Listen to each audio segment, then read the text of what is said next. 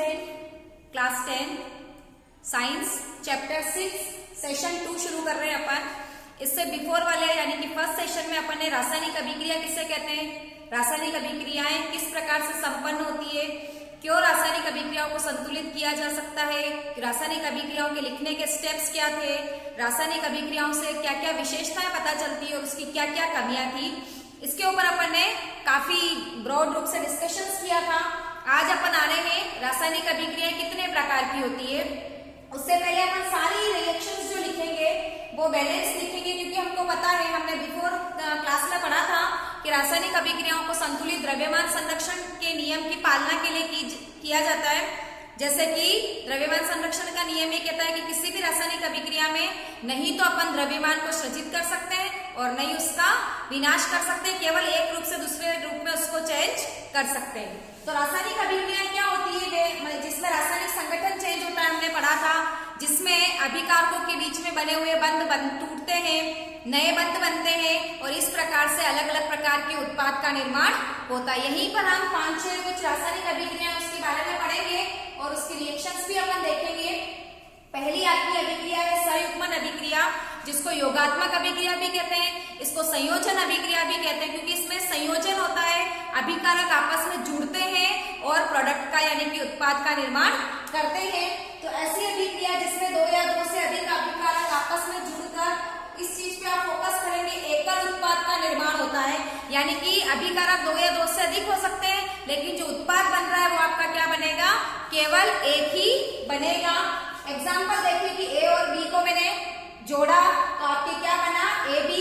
इसका एग्जाम्पल देखिए तो दहन जो होता है C+O2 CO2, यानी कि कार्बन की अभिक्रिया ऑक्सीजन से करवाने पर कार्बन डाइऑक्साइड गैस बनती है। आप इस जगह मैग्नीशियम का एग्जाम्पल भी दे सकते हैं, magnesium plus O2 give rise to MgO। इसको बैलेंस करने के लिए यहाँ पे मैं 2-2 लिखूंगी। आप सोडियम का एग्जाम्पल भी दे सकते हैं, Na+O2 give rise to Na2O।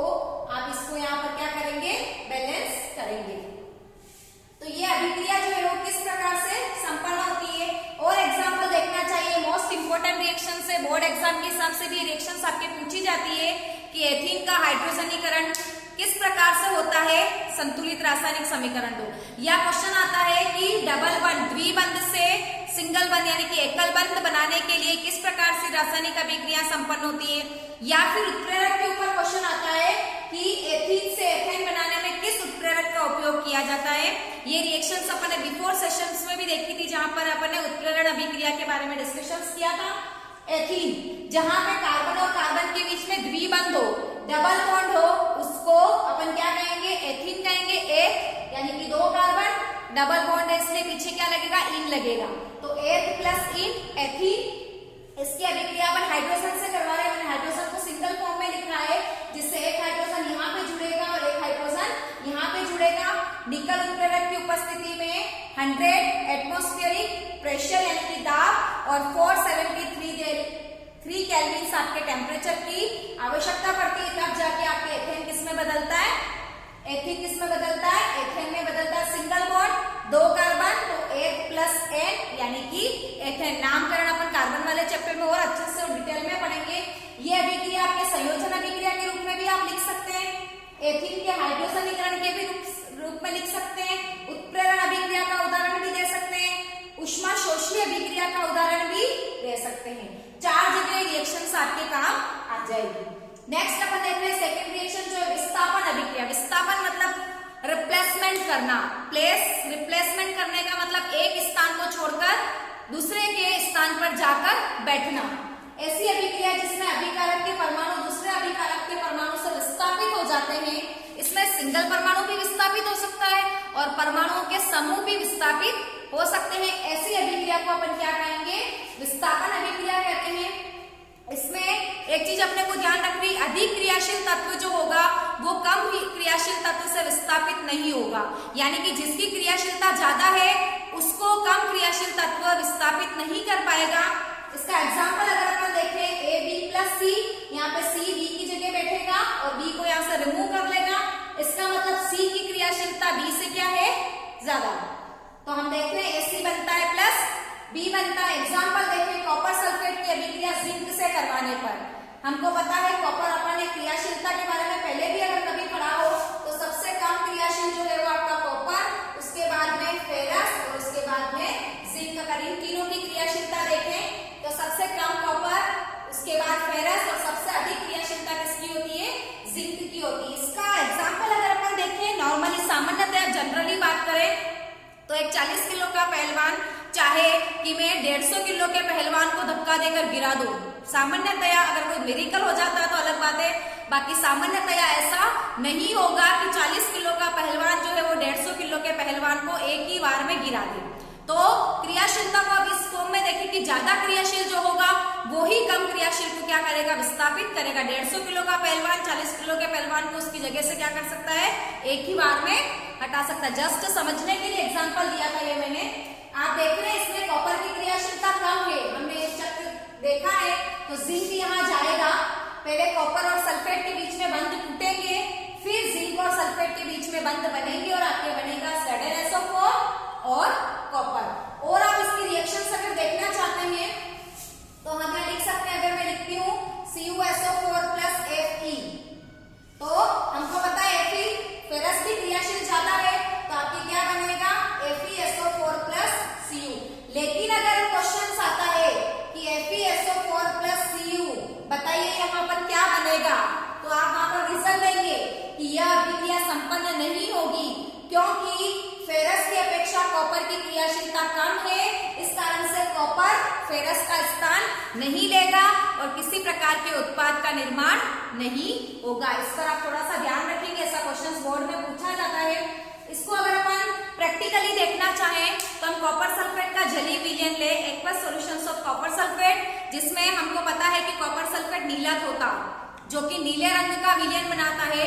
उसमें अगर अपन जिंक के कुछ टुकड़े डाल दें तो कुछ समय पश्चात हम देखेंगे कि वो नीला रंग गायब हो गया है और वो नीला रंग आपके जिंक के ऊपर जाकर जम गया है, यानी कि कॉपर सल्फेट में से सल्फेट आयन रिमूव होकर जिंक के साथ जुड़ जाते हैं और आपके क्या बनता है, ZnSO4 का निर्माण होता है।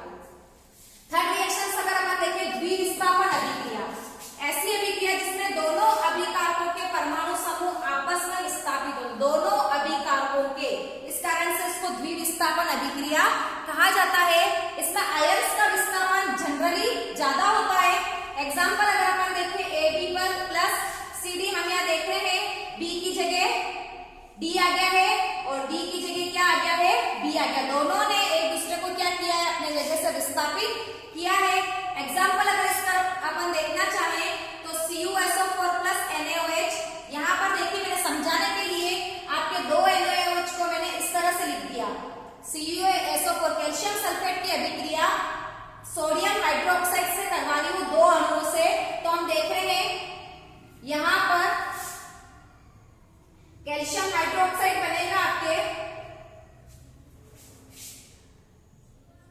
कैल्शियम हाइड्रोक्साइड बन रहा है, देख रहे हैं ये कैल्शियम एक, ये दोनों हाइड्रोक्साइड आयन जो है वो इसके साथ में जुड़ गए CaOH होल ट्वाइस। अब आप देख रहे हैं दो NO के अणु यहाँ पर आपके देख लो Na2 और SO4 आपका एक ही, जिसमें सोडियम सल्फेट, कैल्शियम हाइड्रोक्साइड, आपको पता है ये चूने का पानी, कैल्शियम सल्फेट और this one is sodium hydroxide जो कि एक प्रकार का प्रबल क्षार है। आप इसके नाम लिख सकते हैं, calcium sulphate, sodium hydroxide, calcium hydroxide और this one is sodium sulphate.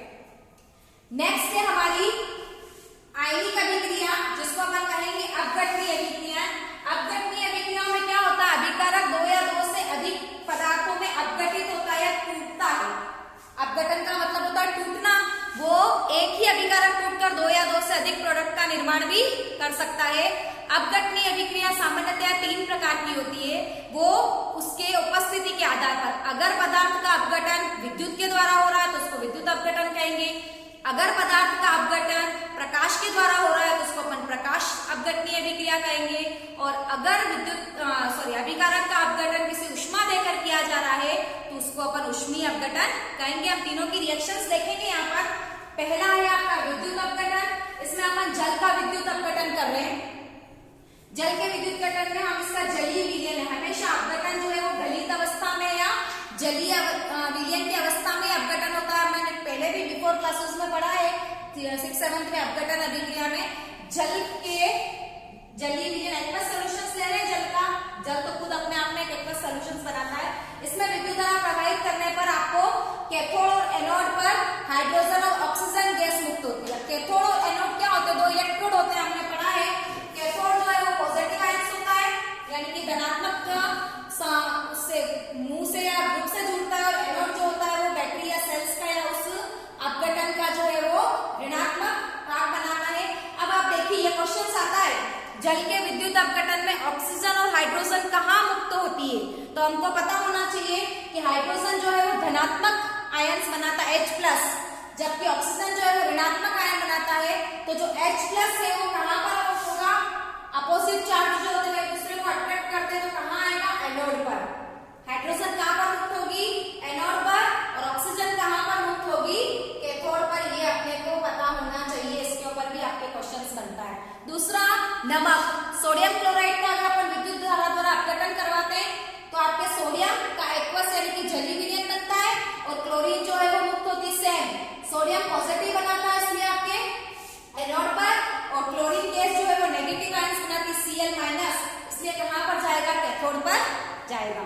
Next है आपका ऊष्मीय अपघटन। ऊष्मा देकर अगर किसी पदार्थ को अपन दो भागों में तोड़ रहे हैं या दो से अधिक भागों में टूट रहा है, उसको अपन ऊष्मीय अपघटन कहते हैं। एग्जाम्पल है इसका कैल्शियम कार्बोनेट, जो आपका क्या है? संगमरमर, है ना? ये अपने को पता होना चाहिए संगमरमर का सूत्र क्या होता है। कैल्शियम कार्बोनेट को अगर अपन गर्म करते हैं 473 केल्विन पर, ये आपकी ऊष्माशोषी अभिक्रिया का एग्जाम्पल भी आप इसमें लिख सकते हो, क्योंकि बाहर से इसको हीट दी जा रही है।